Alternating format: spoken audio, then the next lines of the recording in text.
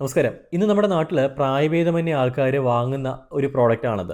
ഇത്തരം പ്രോഡക്റ്റുകൾ ഇത് ടോയ്സ് ആണ്. ഇത് മാർവൽസിൻ്റെ അവഞ്ചേഴ്സ്, പിന്നെ ഇത് പറയണ്ടല്ലോ, ഇത് ഹോട്ട് വീൽസ്.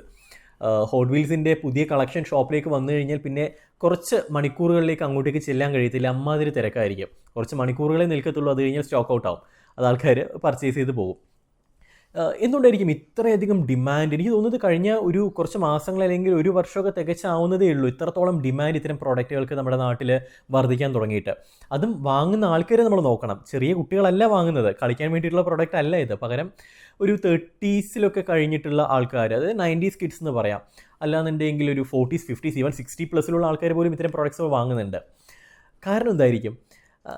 പല കാരണങ്ങളുണ്ട്. ഒന്ന്, നൊസ്റ്റാൾജിയ. കാരണം 90s ചെറുപ്പത്തിലൊക്കെ ഇത്തരം പ്രോഡക്റ്റുകൾ ചില്ലിങ്കൂട്ടിൽ മാത്രമേ കണ്ടിട്ടുള്ളൂ. അന്ന് വാങ്ങാനുള്ള സാമ്പത്തികം ഉണ്ടായിരുന്നില്ല, ഇന്ന് തിരക്കേട്ടില്ല. അപ്പോൾ അതുകൊണ്ട് തന്നെ അന്നത്തെ ആഗ്രഹം നിറവേറ്റാനായിട്ട് ഇന്നത് വാങ്ങിക്കൂട്ടുന്നു, അത്തരത്തിൽ വാങ്ങുന്നവരുണ്ട്. പിന്നെ എല്ലാവരും വാങ്ങുന്നു, എല്ലാവരും ഇവിടെ കൂട്ടം കൂടി ഇത്തരം കാറുകൾ നോക്കുന്നു, അപ്പോൾ എനിക്കും പോയി നോക്കാം, അപ്പോൾ എൻ്റെ പ്രസ്റ്റീജ് കൂടി ഉയരുമല്ലോ എന്ന് വിചാരിച്ചിട്ട് വാങ്ങുന്ന ഒരു കാറ്റഗറി ആൾക്കാരുമുണ്ട്. അൾട്ടിമേറ്റ്ലി ഇത്തരം കൺസംഷനെ നമുക്ക് ടെക്നിക്കലി ഹെഡോണിക് കൺസംഷൻ എന്ന് പറയാൻ കഴിയും. ഹിഡോണിക് കൺസംഷൻ എന്ന് വെച്ച് കഴിഞ്ഞാൽ, ഇപ്പം ചില പ്രോഡക്റ്റുകളുടെ ഡയറക്റ്റ് ബെനിഫിറ്റിനെക്കാളും ആ പ്രോഡക്റ്റുകൾ യൂസ് ചെയ്യുന്ന സമയത്ത് നമുക്ക് ഇമോഷണലി ഒരു സാറ്റിസ്ഫാക്ഷൻ കിട്ടും.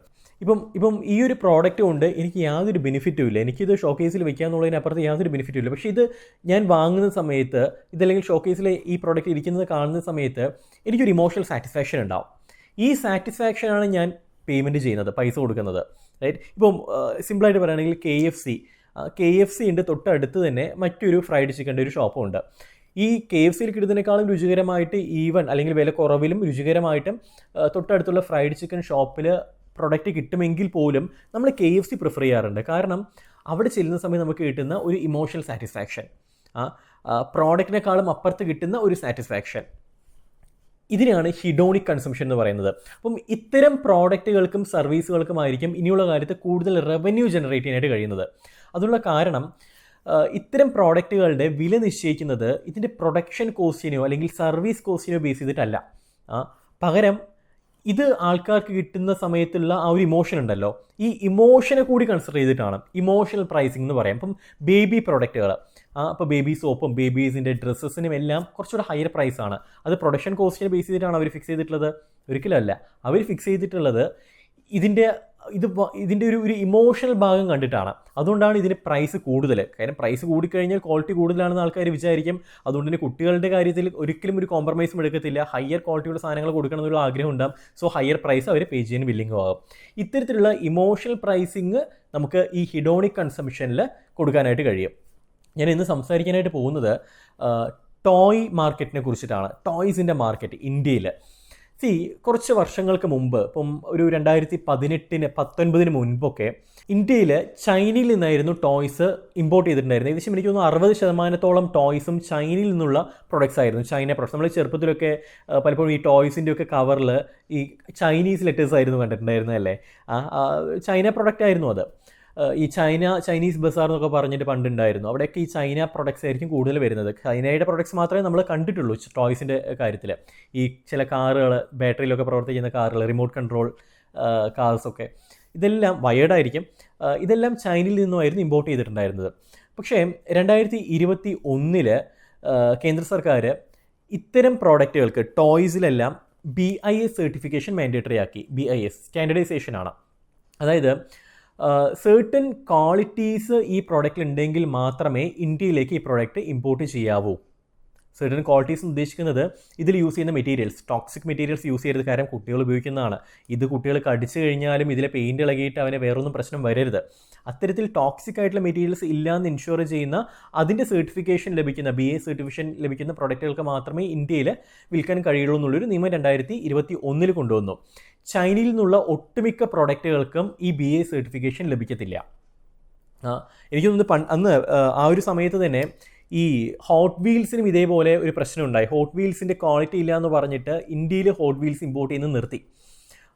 ദെൻ അതിന് ശേഷമായിരുന്നു അതങ്ങ് എടുത്ത് കളഞ്ഞ് അത്യാവശ്യം ഒരു ക്വാളിറ്റിയിൽ പ്രൊഡക്റ്റ് ഇറക്കാൻ തുടങ്ങിയിട്ടുള്ളത്. അതുകൊണ്ടായിരുന്നു ആ ഒരു സമയത്ത് ഹോട്ട് വീൽസിൻ്റെ പ്രൊഡക്ട്സ് കിട്ടിയിരുന്നില്ല. പിന്നീട് ഈ ഹോട്ട് വീൽസിൻ്റെ പ്രൊഡക്ട്സ് അവൈലബിൾ ആവാൻ തുടങ്ങി. അപ്പോഴേക്കും ഇവിടെ ഡിമാൻഡ് കൂടാനും തുടങ്ങി. അതുകൊണ്ട് 2021 ശേഷം ഇത്തരത്തിൽ BIS മാൻഡേറ്ററി ആക്കിയത് കൊണ്ട് തന്നെ ഇമ്പോർട്ട് കുറഞ്ഞു. ഇമ്പോർട്ട് കുറഞ്ഞത് 52% ഇമ്പോർട്ട് ഇന്ത്യയിൽ കുറഞ്ഞത്. പകരം ഇന്ത്യയിലെ മാനുഫാക്ചറിങ് വലിയ രീതിയിൽ തന്നെ കൂടി. ഇന്ത്യയിലെ പ്രൊഡക്ഷൻ ടോയ്സിൻ്റെ വർദ്ധിച്ചത് 239% 239%. ചില്ലറ പെർസെൻറ്റേജ് ഒന്നും അല്ല. അത് 2015 മുതൽ 2023 വരെ കണക്കെടുത്ത് നോക്കുകയാണെന്നുണ്ടെങ്കിൽ 223% എക്സ്പോർട്ടിങ് നമ്മുടെ ഇന്ത്യയിൽ ഈ ടോയ്സിൻ്റെ വർദ്ധിച്ചു. മാത്രമല്ല ഇപ്പോഴും സർക്കാർ ഇതിൻ്റെ പ്രൊഡക്ഷൻ വർദ്ധിപ്പിക്കാനായിട്ടുള്ള പല സ്റ്റെപ്സ് കൊടുക്കുന്നുണ്ട്. അതിലൊന്നാണ് കസ്റ്റംസ് ഡ്യൂട്ടി. 60% അത് 70% ആക്കി. അതുകൊണ്ട് തന്നെ ഇമ്പോർട്ട് പരമാവധി കുറയ്ക്കാനായിട്ട് സഹായിക്കുന്നു. ആൻഡ് എക്സ്പോർട്ട് വലിയ രീതിയിൽ ഇന്ന് വർദ്ധിക്കുന്നുണ്ട്. സോ ഇത്തരത്തിലുള്ള പല മെഷേഴ്സും എടുക്കുന്നത് ഇന്ത്യയിലെ ടോയ് മാർക്കറ്റിന് വലിയൊരു ഫ്യൂച്ചർ ഉണ്ട് എന്നതിനെ മുന്നിൽ കണ്ടിട്ടാണ്. അതിൽ പ്രധാനമായിട്ട് നമ്മൾ ശ്രദ്ധിക്കേണ്ടത് ഇത്തരം പ്രോഡക്റ്റുകൾ മാനുഫാക്ചർ ചെയ്യാനായിട്ടുള്ള പ്ലാസ്റ്റിക്സും ഫൈബേഴ്സും എല്ലാം ഇന്ത്യയിൽ സുലഭമായിട്ട് ലഭിക്കും. കുറഞ്ഞ പ്രൈസിൽ സുലഭമായിട്ട് ലഭിക്കുന്ന ഒരു സാഹചര്യമുണ്ട്. മാത്രമല്ല ഇത് ഉണ്ടാക്കാനായിട്ടുള്ള എക്സ്പെർട്ടൈസിൻ്റെ അവൈലബിലിറ്റി നമ്മുടെ നാട്ടിൽ കൂടുതലാണ്. അതുകൊണ്ട് തന്നെ ഇന്ത്യയിൽ ഇതിൻ്റെ പ്രൊഡക്ഷനുള്ള സ്കോപ്പ് വളരെ വലിയ രീതിയിലാണ്. മാത്രമല്ല ഇന്ന് ഇന്ത്യയിൽ നിന്നും കൂടുതലും മിഡിൽ ഈസ്റ്റിലേക്കും ഒപ്പം തന്നെ ആഫ്രിക്കയിലേക്കും എല്ലാമാണ് ഇത് എക്സ്പോർട്ട് ചെയ്യുന്നത്. അതോടൊപ്പം തന്നെ ഈ ടോയ് പ്രൊഡക്ഷന് വേണ്ടിയിട്ട് ക്ലസ്റ്റർ ഇൻഫ്രാസ്ട്രക്ചർ ഡെവലപ്മെൻറ്റ് സർക്കാർ വലിയ രീതിയിൽ തന്നെ ചെയ്യുന്നുണ്ട്. കർണാടകയിൽ 400 ഏക്കറിൻ്റെ ടോയ് ക്ലസ്റ്റർ തന്നെയുണ്ട്. അത് സിസ് മേഖലയാണ്. 5000 കോടി രൂപയാണ് അവർ നിക്ഷേപമായിട്ട് അവിടെ എക്സ്പെക്റ്റ് ചെയ്യുന്നത്. ഏകദേശം 40,000 എംപ്ലോയ്മെൻറ്റ് ഓപ്പർച്യൂണിറ്റിയാണ് അവർ എക്സ്പെക്റ്റ് ചെയ്യുന്നത്. നോയിഡയിലും അതേപോലെ ടോയ് ക്ലസ്റ്റർ ഉണ്ട്. 100 ഏക്കറിൻ്റെ ടോയ് ക്ലസ്റ്ററാണ് അവിടെ ഉള്ളത്. അപ്പോൾ ഈ ഡാറ്റകളെല്ലാം സൂചിപ്പിക്കുന്നത് ഇന്ത്യയിൽ ടോയ് മാനുഫാക്ചറിങ് സെക്ടർ വളരെ സ്ട്രോങ് ആയി മാറിക്കൊണ്ടിരിക്കുകയാണ്. അതിന് വേണ്ടിയിട്ടുള്ള എല്ലാ സ്റ്റെപ്സും സർക്കാർ എടുക്കുന്നുണ്ട്. ആൻഡ് ഭാവിയിൽ തന്നെ ലോകത്തിലെ ഏറ്റവും വലിയ അല്ലെങ്കിൽ ഏറ്റവും കൂടുതൽ ടോയ് എക്സ്പോർട്ട് ചെയ്യുന്ന രാജ്യമായിട്ട് ഇന്ത്യ മാറാനായിട്ടുള്ള സാഹചര്യമുണ്ട്. ഇനി ഏതൊക്കെ രീതിയിലുള്ള ടോയ്സിനാണ് ഇപ്പോഴത്തെ കാലത്ത് കൂടുതൽ ഡിമാൻഡ് ഉള്ളത് നമുക്ക് നോക്കാം. ഒന്ന് ഈ എഡ്യൂക്കേഷണൽ ടോയ്സ് ആണ്. കുട്ടികൾക്ക് കളിക്കാൻ കഴിയുന്ന കൈൻഡ് ഓഫ് എഡ്യൂക്കേഷണൽ ടോയ്സ്. മറ്റൊന്ന് പസിൽസ് ആണ്. ആൻഡ് ഓൾസോ സോഫ്റ്റ് ടോയ്സിന് ഡെഫിനറ്റ്ലി ഉണ്ട്. ആൻഡ് ഓൾസോ കുറച്ചുകൂടെ ടോയ്സിന് ഈ ഇലക്ട്രോണിക്സുമായി കണക്ട് ചെയ്തിട്ടുള്ള ടോയ്സിനും കൂടുതൽ ഇമ്പോർട്ടൻസ് എന്ന് വരുന്നുണ്ട്. കൂടുതൽ സെയിൽസ് നടക്കുന്ന ഒരു കാര്യമാണ്. ആൻഡ് ഇത്തരത്തിലുള്ള ക്യാരക്ടേഴ്സിനെ ബേസ് ചെയ്തിട്ടുള്ള ടോയ്സ്. ഈ ടോയ് ബിസിനസ്സിലേക്ക് നിങ്ങൾക്ക് ഈസി ആയിട്ട് കടക്കാൻ കഴിയും എന്നൊന്നും ഞാൻ പറയുന്നില്ല. കാരണം ടോയ് ബിസിനസ്സിലേക്ക് നിങ്ങൾ കടക്കണമെന്നുണ്ടെങ്കിൽ അതിൻ്റേതായിട്ടുള്ള എക്സ്പേർട്ട് നോളേജും അതിൻ്റേതായിട്ടുള്ള പാഷനും നിങ്ങൾക്ക് ഉണ്ടെങ്കിൽ മാത്രമേ ഈ ഒരു മേഖലയിൽ വിജയിക്കാൻ കഴിയത്തുള്ളൂ. And also you need a huge investment also. അല്ലാതെ ഒരു ചെറുകിട വ്യവസായം എന്ന് പറയുന്ന ലെവലിൽ നിങ്ങൾക്ക് ഈ സാധനം സ്റ്റാർട്ട് ചെയ്യാൻ കഴിയത്തില്ല. ഒരു കുടിൽ വ്യവസായം എന്ന് പറയുന്ന പോലെ ചെറിയൊരു നിക്ഷേപത്തിൽ സ്റ്റാർട്ട് ചെയ്യാൻ കഴിയുന്ന ഒരു ബിസിനസ്സേ അല്ല ഇത്. ടോയ്സിൻ്റെ മാനുഫാക്ചറിങ്ങിൻ്റെ അല്ലെങ്കിൽ ടോയ് പ്രൊഡക്ഷൻ ഇന്ത്യയിൽ വലിയ രീതിയിൽ തന്നെ കൂടുന്നുണ്ട്. ഒപ്പം തന്നെ ആൾക്കാർക്കിടയിലുള്ള ഒരു ക്രേസ്, ടോയ്സ് വാങ്ങാനായിട്ടുള്ളൊരു ക്രേസ് കൂടുന്നുണ്ട് പ്രായഭേദമന്യേ. കാരണം ഇന്ന് ആൾക്കാരുടെ പെർ ക്യാപിറ്റൽ ഇൻകം വലിയ രീതിയിൽ തന്നെ കൂടുന്നുണ്ട്. നെസസറി ഐറ്റംസിന് വേണ്ടിയിട്ട് പൈസ സ്പെൻഡ് ചെയ്യുന്നതിനൊപ്പം തന്നെ ഇത്തരത്തിലുള്ള ആഗ്രഹങ്ങൾ നിറവേറ്റാനായിട്ടും ആൾക്കാർ ഇന്ന് പൈസ സ്പെൻഡ് ചെയ്യുന്നുണ്ട്. സോ ആഗ്രഹങ്ങൾ ഇത്തരം ടോയ്സ് വാങ്ങണം എന്നുള്ളതാണ്. ആൾക്കാർ അതിന് വേണ്ടിയിട്ട് കാശ് മുടക്കുന്നുണ്ട്. സോ ഇത്തരം ടോയ്സ് വാങ്ങാനായിട്ടുള്ള ഷോപ്പുകൾ, അതിപ്പം കൊമേഴ്സ് ആണെന്നുണ്ടെങ്കിലും ബ്രിക്സ് ആൻഡ് മോട്ടർ ആണെന്നുണ്ടെങ്കിലും അതിൻ്റെ ഒരു ബിസിനസ് ഓപ്പർച്യൂണിറ്റി, ബിസിനസ് സാധ്യത ഇനിയുള്ള കാലത്ത് വലിയ രീതിയിൽ തന്നെ കൂടും. ഇത്തരം ഷോപ്പുകൾ നമ്മുടെ നാട്ടിൽ പതിയെ ഇങ്ങനെ വന്നുകൊണ്ടിരിക്കുന്നുണ്ട്. അതിൽ ചില ഷോപ്സിലെങ്കിലും ഞാൻ കണ്ടിട്ടുള്ളൊരു പ്രശ്നം, അവർ ടോയ്സിനേക്കാളും കൂടുതൽ ഇമ്പോർട്ടൻസ് കൊടുക്കുന്നത് ഡെക്കറേറ്റീവ് ഐറ്റംസിനാണ്. അതായത് ഈ പോപ്പേഴ്സ്, അതുപോലെ തന്നെ ബർത്ത്ഡേക്കുള്ള ബാക്കിലൊക്കെ ഇങ്ങനെ തൂക്കുന്ന തോരണങ്ങൾ, ഇത്തരത്തിലുള്ള ഐറ്റംസ് ഉണ്ടല്ലോ, ഡെക്കറേറ്റീവ് ഐറ്റംസ്. ഇതിനല്ല ഇമ്പോർട്ടൻസ് കൊടുക്കേണ്ടത്. പലപ്പോഴും ആളുകൾ ഇത്തരം ടോയ് ഷോപ്പിലേക്ക് കയറുന്ന സമയത്ത് അവൻ എക്സ്പെക്റ്റ് ചെയ്യുന്നത് ചോയ്സസ് ആണ്. ധാരാളം വേണം, ധാരാളം അവന് കാണണം, അത് എക്സ്പീരിയൻസ് ചെയ്യണം, അത് യൂസ് ചെയ്യണം. ഇതിനുള്ളൊരു എക്സ്പീരിയൻസ് സെൻറ്റർ പോലെ നിങ്ങൾക്ക് ഇതിനെ മാറ്റാൻ കഴിയുകയാണെന്നുണ്ടെങ്കിൽ ഡെഫിനറ്റ്ലി അവിടെ വലിയൊരു ആൾത്തിരക്ക് കൂടാനായിട്ടുള്ള സാഹചര്യമുണ്ട്, കൂടുതൽ സെയിൽസ് നടക്കാനായിട്ടുള്ള സാഹചര്യമുണ്ട്. അല്ലാതെ ചെറിയൊരു ഏരിയയിൽ കുറച്ച് പ്രൊഡക്ട്സിൻ്റെ കളക്ഷൻസ് മാത്രം വെച്ച് കഴിഞ്ഞാൽ അത് വിജയിക്കത്തില്ല. കൂടുതൽ കളക്ഷൻസ് വേണം, അതും ഹൈ ക്വാളിറ്റിയുള്ള, ഈവൻ ദോ പ്രൈസ് കൂടുതലാണെങ്കിൽ ദാറ്റ് ഡസൻറ്റ് മാറ്റർ. ഹൈ ക്വാളിറ്റിയുള്ള പ്രൊഡക്ട്സ് നിങ്ങൾക്ക് ചെയ്യാൻ കഴിയുകയാണെന്നുണ്ടെങ്കിൽ നല്ല രീതിയിൽ തന്നെ ആ ബിസിനസ് വളർത്താനായിട്ട് കഴിയും. കൊമേഴ്സിലും ധാരാളം സാധ്യതയുണ്ട്. സ്വന്തമായിട്ടൊരു വെബ്സൈറ്റ് നമ്മൾ സ്റ്റാർട്ട് ചെയ്യുകയാണെന്നുണ്ടെങ്കിൽ പോലും ഇത്തരം നല്ല നല്ല ടോയ്സ്, എസ്പെഷ്യലി ഇത്തരത്തിലുള്ള റെയർ ആയിട്ടുള്ള, ഇതിൽ തന്നെ ഹോട്ട് വീൽസിൻ്റെ തന്നെ റെയർ ആയിട്ടുള്ള കുറേ കാറുകളുണ്ടാവും.